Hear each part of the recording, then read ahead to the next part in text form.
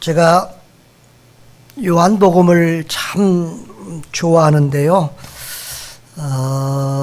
요한복음을 수요일 날 강의를 시작을 했더니 너무 듣는 이들이 작고, 또 어떤 분들은 영상으로 듣고, 주일 설교보다도 더 은혜롭고 좋은데 주일날 해줬으면 좋겠다 이런 분들도 있어서 주일 낮에 특별한 경우가 아니면 요한복음을 이어서 설교해 가려고 합니다.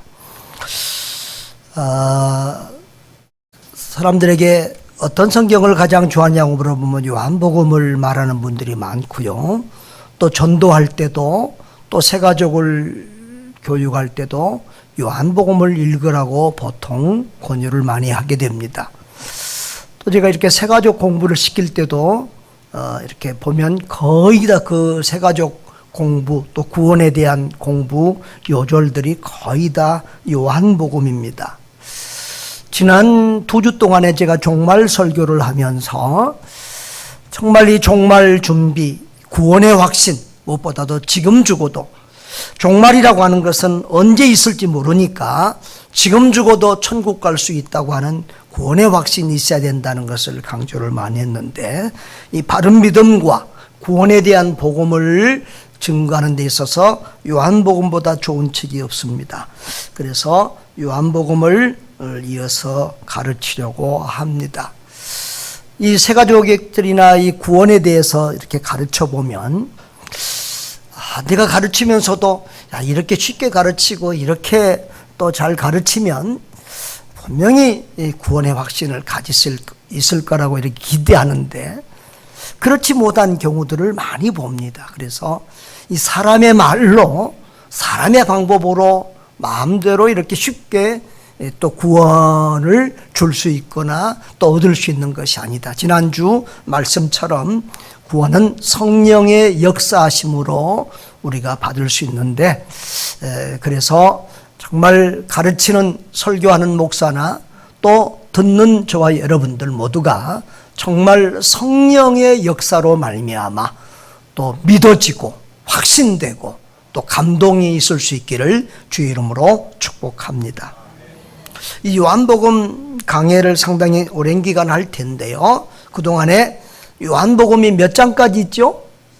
21장까지 있으니까 요한복음을 21번 이상 좀 읽을 수 있도록, 어떤 분들은 요한복음 전체를 외우는 분들도 있어요. 그렇게 하는 것도 좋겠고요. 또 요한복음에 중요한 요절들이 가장 많아요.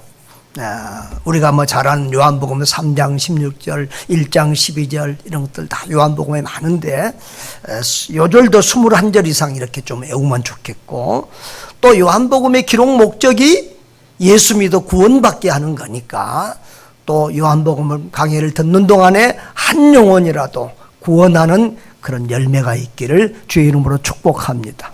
이 세 가지를 잘한 분에게는 아주 좋은 선물을 드리도록 하겠습니다.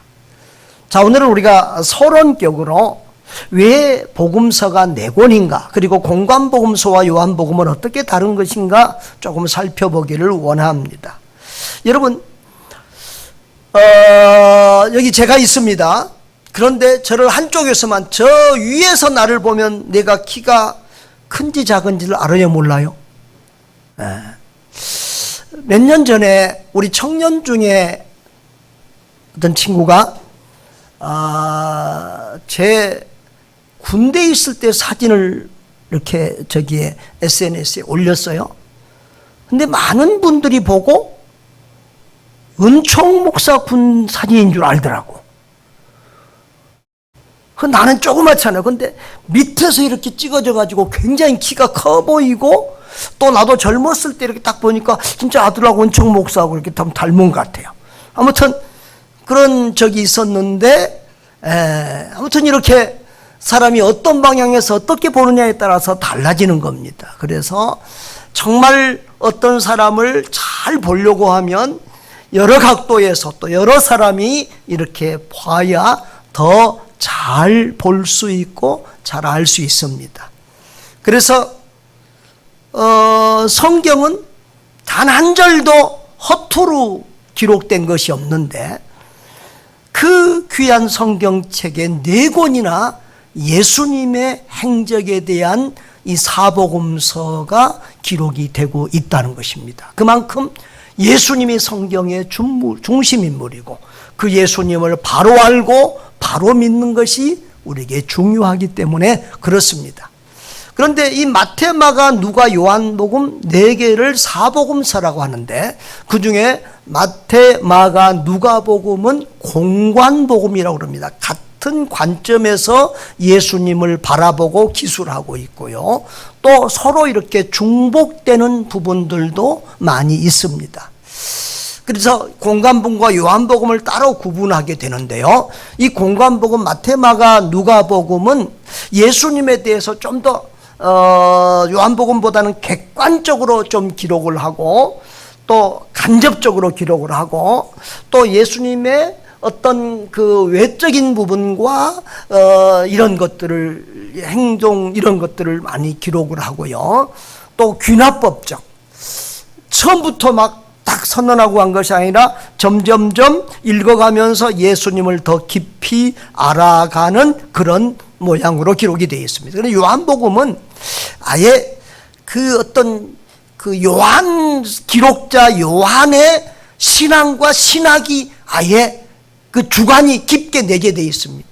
그래서 요한복음은 아예 1장 1절부터 예수님은 하나님이다, 창조주다 이렇게 하면서 이렇게 요한의 믿음과 신학이 거기에 들어가 있습니다. 굉장히 주관적이지요. 그리고 아예 단도직입적으로 아주 직접적으로 이렇게 강하게 말씀을 하고 있고요.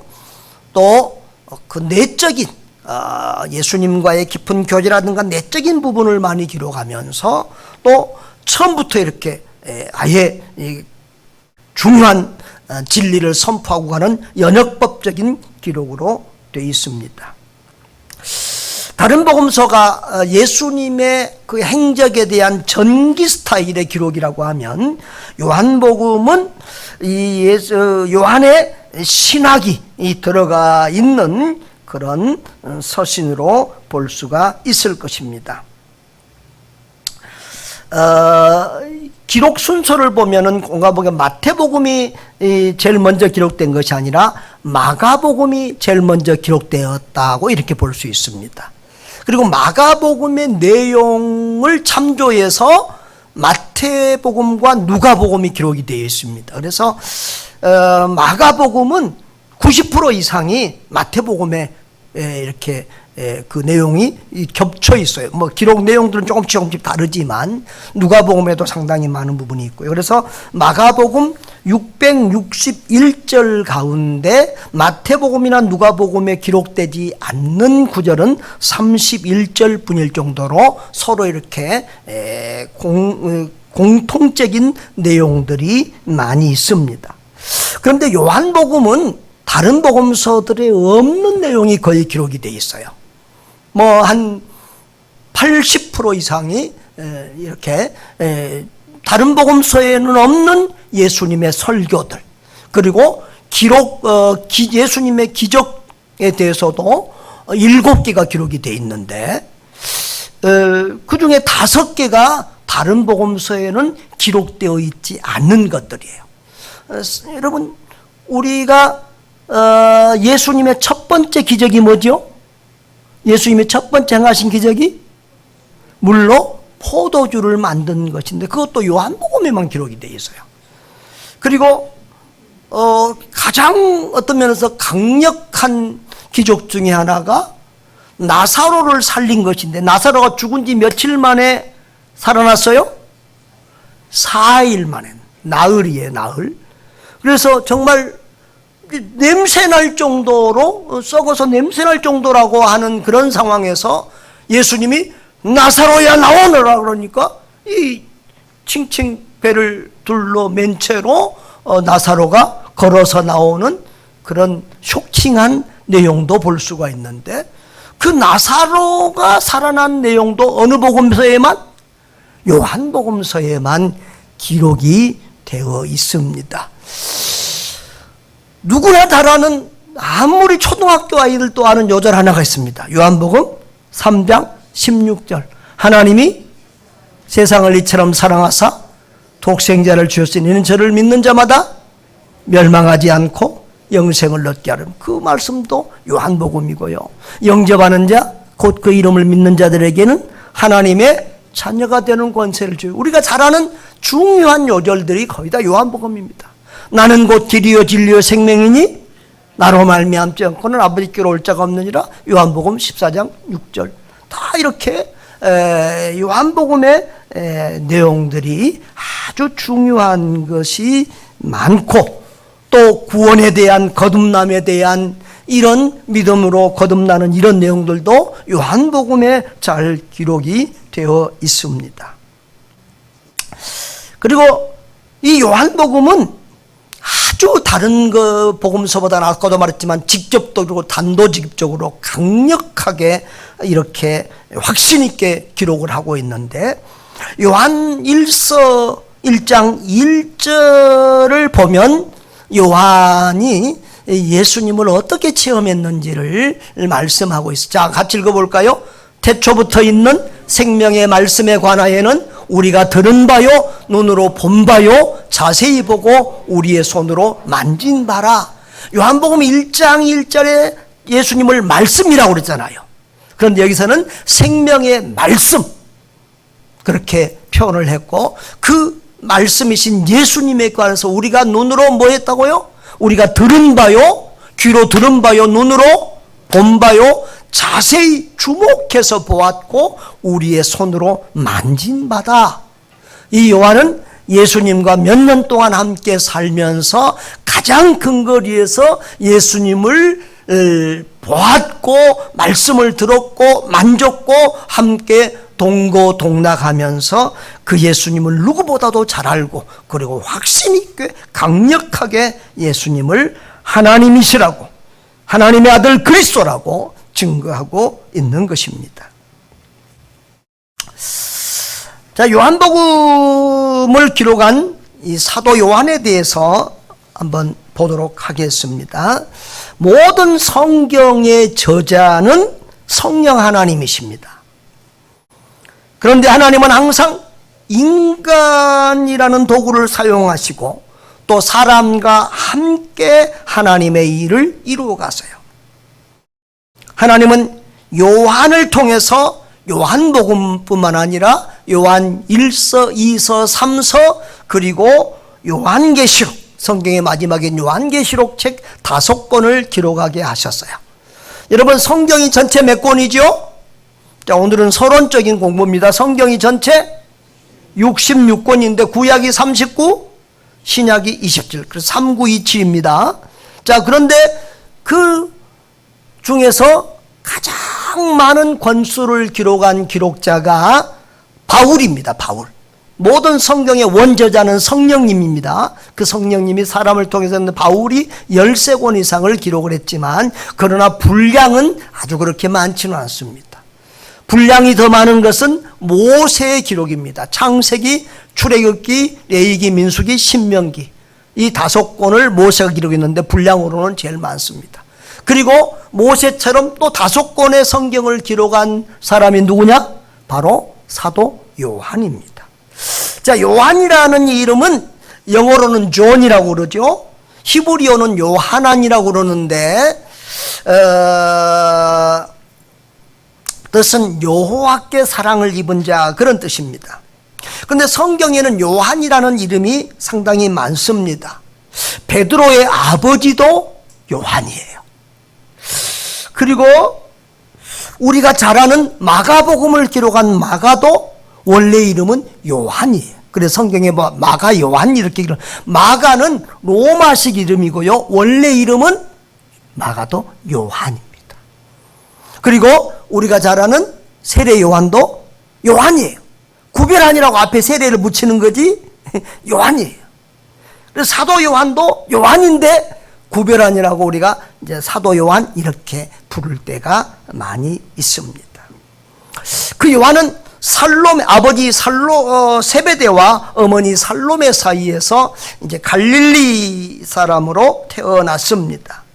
이 어머니 살로메는 예수님의 모친 마리아와 자매지간입니다.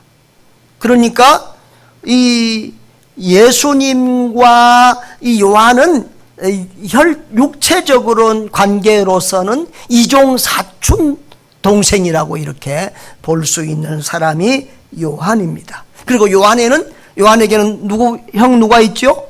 야고보가 있습니다. 그리고 이 제자들이 갈릴리 어부 출신이라고 해서 다 가난한 것 같지만 이 요한의 집은 상당히 부요한 그런 집입니다. 부자였고 종들도 거느리고 있었음을 볼 수가 있습니다. 그래서 어떤 학자들은 요한이 저 예루살렘에서 요즘 말로 하면은 그 예루살렘에 가서 공부 좀 한 그런 사람일 거라고 생각하는 학자들도 있습니다. 왜냐하면 요한이 쓴 글들을 보면 이건 보통 실력, 이 갈릴리 어부가 쓸 수 있는 실력, 이런 글이 아니라고 한 것 때문에 그럴 수도 있습니다. 또 나중에 보면은 예수님이 이 겟세마네 동산에서 잡혀서 재판을 제사장의 집에서 받을 때 다른 제자들은 다 도망가고 요한하고 베드로가 갔는데 요한은 그 집 식구들, 그 집 대제사장의 식솔들하고 하인들하고 아는 사이에요. 그래서 요한은 다 그 집에 들어갑니다. 베드로는 못 들어가. 요한이 이 문을 열어주니까 베드로가 들어오게 되는 것을 볼 수가 있습니다. 그만큼 이 요한은 이 예루살렘의 귀족이나 높은 사람들과도 둘이 사는, 그래서 어떤 사람들은 요한의 집은 갈릴리 바다의 큰 어부의 집이라서 그 예루살렘의 부자들에게 생선을 이렇게 배달하고 제공하지 않았는가, 이런 또 추측을 하는 분들도 있습니다. 또 이 요한은 예수님이 어떻게 보면 첫 제자라고 볼 수도 있고 또 마지막 제자라고 볼 수도 있어요. 처음부터 마지막 가장 예수님과 오랜 기간을 함께했던 제자입니다. 요한복음 1장에 보면은 원래 이 요한은 세례 요한의 제자였습니다. 이 베드로의 동생인 안드레와 야고보의 동생인 이 요한은 세례 요한의 제자였는데, 세례 요한이 예수님 지나갔음을 보고 보라 하나님의 어린 양이로다, 예수님이 메시아라는 것을 증거하니까 이제 요한을 떠나서 예수님을 따라가서 예수님과 종일 시간을 보내면서 예수님을 관심을 가지고 배웁니다. 그 다음에 또 갈릴리 바다에서 이제 어부로서 이렇게 일을 할 때 예수님이 베드로와 안드레를 제자로 부르시고 또 그 근처에 있던 야고보와 요한을 나를 따르라, 내가 너희로 사람을 낚는 어부가 되게 하리라 라고 제자로 부릅니다. 그래서 이 양쪽 집에 베드로의 형제와 이 야고보와 요한 이 형제들이 이 예수님의 제자가 되고, 그리고 예수님의 12제자 중에서도 예수님은 항상 베드로, 야고보, 요한 이 세 제자를 핵심 제자로서 이렇게 양육을 했습니다. 자, 베드로, 야고보는 누구라고요? 요한의 형, 그리고 요한, 이 셋이입니다. 자, 그런데 또 제자들 12제자 중에서 가장 먼저 순교한 사람이 누구예요? 야고보예요. 요한의 형은 가장 먼저 순교했어요. 또 반대로 요한은 12제자 중에서 가장 오래 순교하지 않고 가장 오래 산 사람이 바로 요한이었습니다. 주님께서 하여튼 그렇게 그들을 사용을 하셨습니다.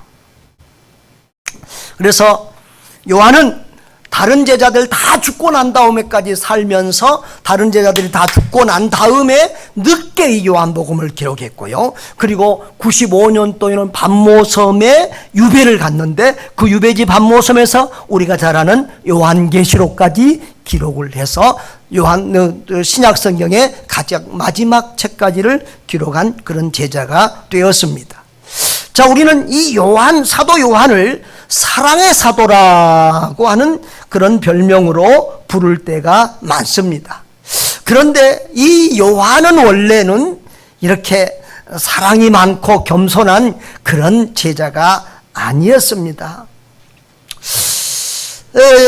성경의 기록에 보면은 이 사마리아 지역의 제자들이 전도를 갔는데 둘씩 짝져서 가는데 사마리아 지역의 한 마을에서 이들을 배척했어요. 그러니까 이 야고보와 요한이 예수님에게 하늘에서 불을 내려서 저 마을을 태워버리자고 할 정도로 아주 성격이 강하고 아주 급한 그런 사람이었습니다. 그래서 예수님이 그 형제들에게 우리의 아들이라고 별명을 붙여줄 정도였고요.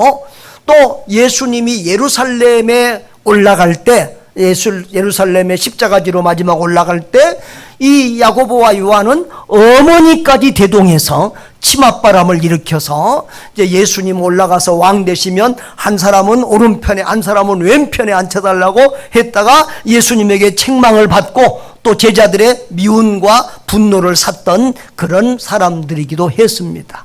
그러나 그들이 예수님과 오래 함께하면서 또 사도행전 2장에 성령의 강림과 더불어 성령의 충만함을 받고 이들이 변화되기 시작합니다. 그래서 나중에는 정말 겸손하고 온유하고 또 사랑이 넘치는 그런 아름다운 사도가 됩니다. 특별히 요한복음과 요한 1, 2, 3서들 요한의 기록들을 보면 서로 사랑하라는 내용들이 참 많습니다. 세 계명이라고 해서 서로 사랑하라 이 말씀을 요한이 하는데 요한복음에만 기록되어 있는 말씀이에요. 실제로 요한은 늙은 나이에까지 이렇게 사니까 잘 걷지도 못하고 움직이기도 못하니까 제자들이 들것에다가 요한을 들어서 마지막으로 사도여 우리에게 한 말씀만 전해 주십시오. 그러면 그 요한이 이렇게 이제 뭐 교회사적인 그런 기록들을 보면 소자들이여 서로 사랑하라 밤낮 그 서로 사랑하라는 설교를 했다고 합니다. 이렇게 요한은 사랑의 사도가 되는데요. 여러분 가만히 보면 그런 것 사람이 사랑을 많이 받은 사람이 또 남을 사랑하는 사람이 되는 것 같아요. 요한은 늘 예수님이 자기를 가장 사랑한다고 생각을 해요. 그래서 요한복음에는 겸손해서 뭐 그랬는지 하여튼 자기 이름을 기록을 하지 않습니다. 그리고 자기 이름을 꼭 기록해야 될 그런 자리에는 주님이 사랑하시는 그 제자 이런 식으로 표현을 해놨습니다. 어떤 학자는 예수님을 가장 사랑한 제자는 베드로고 또 예수님에게 가장 사랑을 받은 제자는 요한이라고 그렇게 말하고 있습니다. 그런데 그것은 예수님만이 아는 것이지 뭐 사람이 알 수 있는 건 아니죠. 그러나 우리는 이 두 가지의 마음을 가지고 주님을 섬길 필요는 있습니다. 나는 누구보다도 내가 예수님을 사랑한다. 이런 마음이 그런 뜨거운 사랑이 있기를 바랍니다. 그리고 누구보다도 예수님이 나를 더 사랑한다. 이런 믿음도 있기를 바라요. 저는 내가 누구보다도 예수님을 더 사랑한다. 이 믿음은 자신이 없어요. 그런데 예수님이 누구보다도 나를 사랑하시는 것 같다. 이런 마음, 이런 믿음은 좀 있어요. 나 같은 죄인을 주님이 사랑하셔서 구원해 주시고 나 같은 죄인을 주님이 목사로 선교사로 이렇게 사용해 주시는 것을 보면 너무 감사해서 남모르게 눈물을 글썽글썽하고 울 때가 참 많습니다. 하루하루 또 내 삶의 모든 것이 주의 은혜요 주의 한량없는 사랑이라는 고백을 하게 됩니다. 여러분들도 내가 이 세상에서 가장 사랑을 받은 사람입니다. 이런 믿음의 고백이 있기를 주님의 이름으로 축복합니다. 자, 오늘 우리는 서론적으로 지금 요한복음 20장 30, 31을 읽었습니다. 다음 주부터는 이제 1장 1절부터 가겠는데요. 여기를 읽은 것은 요한이 요한복음을 읽은 목적에 대해서 지금 기록을 해놨기 때문에 이런 부분을 보고 있는 거예요. 자, 30절 31절 다 같이 읽어봅시다. 시작. 예수께서 제자들 앞에서 이 책에 기록되지 아니한 다른 표적도 많이 행하셨으나 오직 이것을 기록함은 너희로 예수께서 하나님의 아들 그리스도이심을 믿게 하려 하며 또 너희로 믿고 그 이름을 힘입어 생명을 얻게 하려 함이니라 라고 했습니다. 참 요한복음은 다른 성경에는 없는 이런 예수님의 말씀들이 많이 기록이 되어 있어요. 그러니까 예수님을 우리가 믿을 때에 크게 두 가지 방법이죠. 예수님의 말씀, 그리고 예수님이 행하신 표적, 기적들을 보면서 예수님이 보통 분이 아니라 그냥 선지자 정도가 아니라 하나님이시다, 하나님의 아들이시다, 이렇게 믿게 되는 것입니다. 그런데 요한복음에는 바로 다른 복음서에는 없는 그런 말씀도 많이 기록이 되고 다른 복음서에는 기록되지 않는 그런 기적들도 많이 기록되었다고 했습니다. 그런데 이 성경에는 기록되지 않았지만 유추해 볼 수 있는 요한복음의 기록 목적 두 가지 정도가 더 있습니다. 자, 이제 이 요한복음을 기록할 때는 아까도 말했지만 다른 복음서는 이미 기록이 돼요. 다른 복음서는 늦어도 예수님이 이 십자가에 죽으시고 부활할 때가 29년에서 30년 정도예요. 그런데 한 40년 후에 예수님이 살아계실 때 뭐라고 예언했어요? 예루살렘 성전이 무너진다 했잖아요. 근데 40년 후에 예루살렘 성전이 로마에 의해서 무너져요. 그러니까 다른 복음서들은 다 그전에나 다 기록이 되어 있어요. 자, 그런데 이 요한복음은 그 이후에 기록이 됐어요. 그러니까 요한복음이 기록될 때는 한 70년 이후 80년 정도의 기록이 됐다고 보는데 그때는 이제 다른 제자들은 다 순교당하고 죽었어요. 요한만 살아있어요. 그런데 지금 그때 당시는 이제 이 복음이 상당히 이렇게 전해져 있는 상황이에요. 그래서 예수 믿는 사람들이 많이 늘어나기는 했는데 지금 우리처럼 이렇게 이 성경이 정경화되지 않을 때란 말이죠. 그리고 성경에 예수님에 대한 기록이 많지 않으니까 사람들이 예수님을 잘못 아는 이단 같은 사람들이 많아졌어요. 특별히 헬라의 문화에 영향을 받은 사람들은 육체는 악하다고 생각을 해서 예수님이 육체를 입고 오셨을 리가 없다. 그래서 예수님을 영적으로만 믿고 예수님의 육체, 그러니까 예수님의 신성은 인정하는데 예수님의 인성을 잘 인정하지 않았단 말이죠. 우리가 예수님을 확실히 바로 알려고 그러면 예수님은 완전한 하나님이요 완전한 인간이라는 것을 알아야 돼요. 자, 우리 한번 따라합니다. 예수님은 하나님이고 인간이다. 그러니까 예수님의 신성, 하나님 되심을 알고 이제 또 예수님이 온전한 우리 같은 인간으로 오심도 알아야 되는데 이 헬라 문화를 받은 사람들은 예수님의 신성만 인정하고 인성을 인정 안 해요. 그래서 요한 1, 2, 3, 4 이런 데로 보면 그 그노시스 영지주의에 대해서 굉장히 책망이 많아요. 이 단위로. 그리고 또 어떤 사람들은 예수님의 인성만 인정하는 거예요. 예수님은 그냥 요셉과 마리아 사이에서 태어난 보통 사람인데 또 특별하게 이렇게 하나님이 이 은혜 주신 사람이다. 이 정도로 예수님을 폄하하는 거예요. 그래서 요한은 그런 사람들에게 예수는 하나님의 아들, 하나님이시다, 성자 하나님이시다는 것을 강하게 강조하고 있는 것이 요한복음입니다.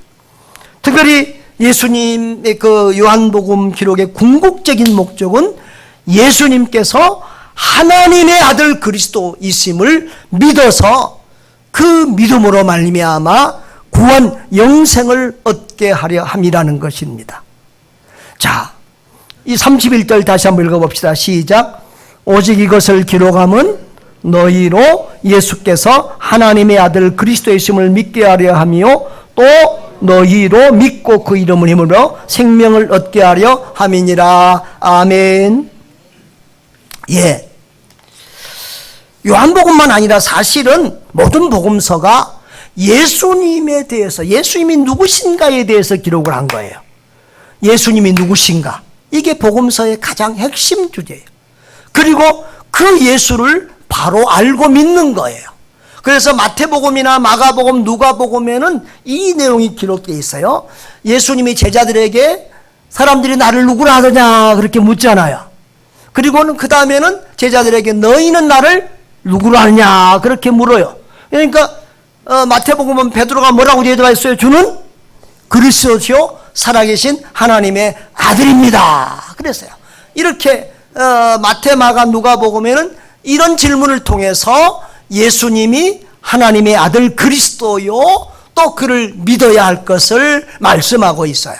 그런데 요한복음에는 다른 복음서에 기록된 것을 요한은 잘 안 기록한다고 그랬죠. 그 대신 여기다가 이렇게 31절에 예수께서 하나님의 아들 그리스도이심을 믿게 하려 하며 그 예수를 믿고 생명을, 영생을 얻게 하기 위해서 이 요한복음을 기록했다고 말씀하고 있습니다. 또 이 요한복음의 중요한 기록 목적 중에 하나가 이 요한복음은 이 다른 복음서에 이제 누락된 게 빠진 게 많잖아요. 그래서 이 그때 당시 이제 다른 제자들은 다 죽고 그랬으니까 요한이 이제 자기 죽기 전에 마태, 마가, 누가복음에 기록되지 아니한 주님의 말씀과 또 그런 기적들을 기록하는 그런 목적도 가지고 있습니다. 이렇게 세 가지 목적을 이렇게 볼 수 있는데 오늘 31절에는 우리로 하나님의 아들 예수 그리스도를 믿어서 구원받게 하려고 기록되었다고 이 부분을 강조해서 이렇게 기록해 두었습니다. 그렇습니다. 우리가 신앙생활에서 가장 중요한 것이 무엇일까요? 목회를 수십 년 해보면서 또 내가 개인적인 신앙생활을 하면서는 가장 중요한 것이 예수 믿고 구원받는 것이라고 생각을 합니다. 그래서 저는 참 구원에 대해서 많이도 강조하고 또 설교나 많은 것들을 통해서 가르치고 그러는데 참 그럼에도 불구하고 성도들과 개인적인 공부나 면담이나 이렇게 보면 구원의 확신이 좀 이렇게 불분명하신 분들이 의외로 상당히 많아요. 교회를 오래 다니면서도 그런 면이 좀 안타까워요. 그래서 또 이렇게 요한복음을 강의하게 되는데요.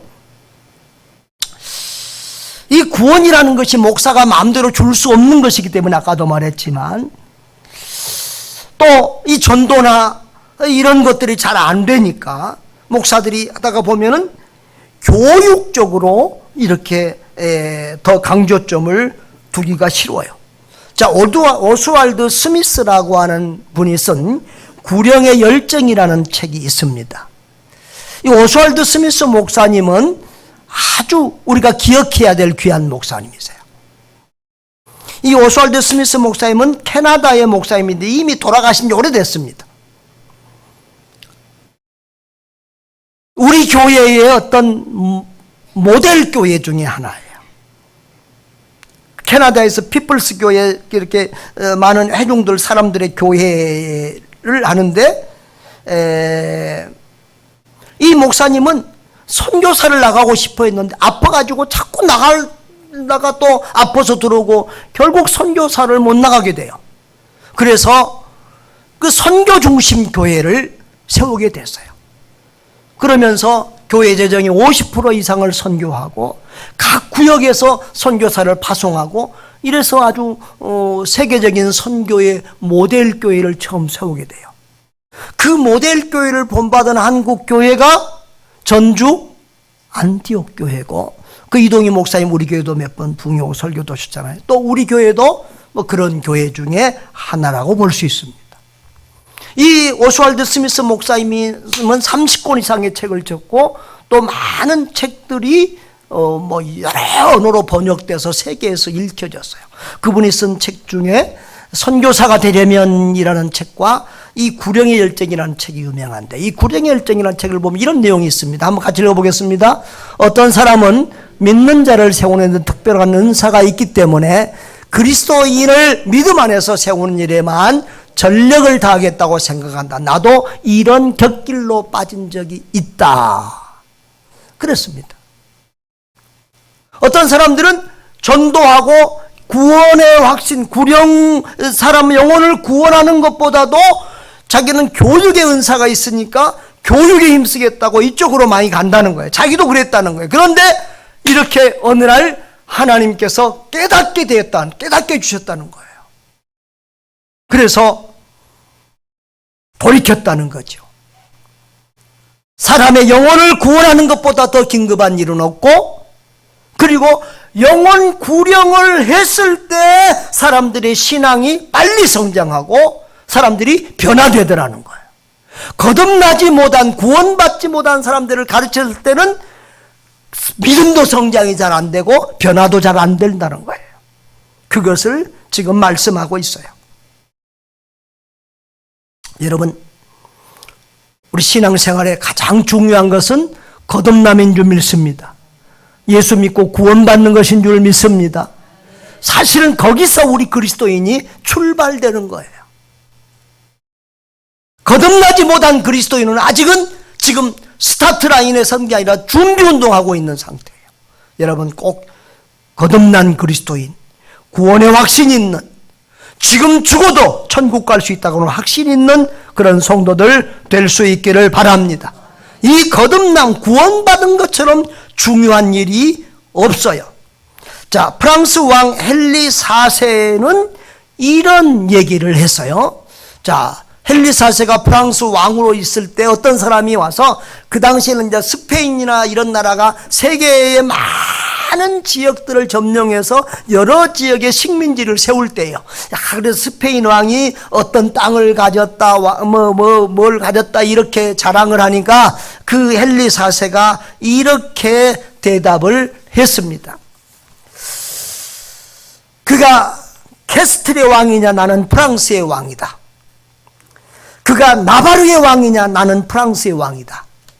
그가 나폴리의 왕이냐, 나는 프랑스의 왕이다. 그가 서인도 제도의 왕이냐, 나는 프랑스의 왕이다.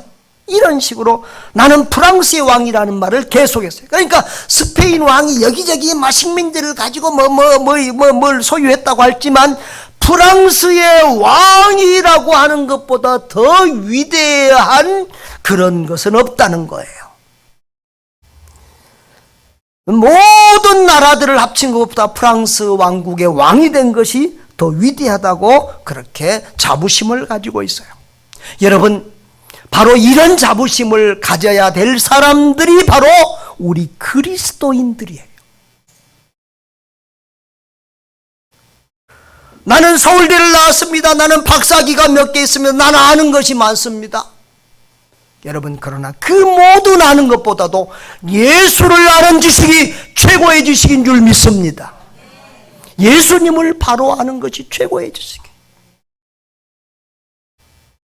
그리고 나는 부자입니다. 가진 것이 많습니다. 나는 수천억, 수천조가 있습니다. 그렇게 말한다고 할지라도, 여러분, 천국을 그런 돈으로 살 수 있겠습니까? 그 사람들은 그 돈 1원도 천국 못 갖고 갑니다. 그런데 우리는 안전한 천국에 이미 우리 호합한 집이 건설되어 있습니다. 할렐루야. 그러니까 그런 모든 세상의 부자보다 더 부유한 사람들이 우리입니다. 할렐루야. 그러니까 그리스도를 아는 것은 세상의 모든 지식을 가진 사람보다 더 위대한 사람입니다. 그리스도를 믿는 것은 모든 것을 가진 사람보다 더 부유한 위대한 사람입니다. 할렐루야. 사랑하는 여러분, 우리가 정말 교회를 다니고 예수를 믿으면 예수님은 나의 죄를 대신 담당하신, 대속하신 나의 구주, 나의 하나님이다 라고 하는 분명한 믿음이 있어야 합니다.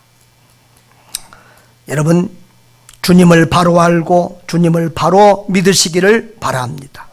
이 요한복음 강해를 통해서 나의 주, 나의 하나님 되신 예수 그리스도를 잘 배우고 더 확실하게 굳건하게 믿어서 정말 이 땅에서 천국을 누리고 그리고 종말의 날에 하늘 영광을 영원토록 누릴 수 있기를 주님의 이름으로 축복합니다.